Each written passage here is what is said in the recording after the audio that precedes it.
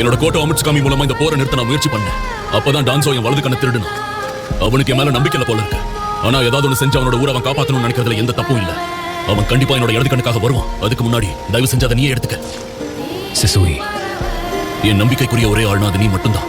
Itachi, உச்சிஹாவோட பேரை நீ தான் காப்பாத்தணும்.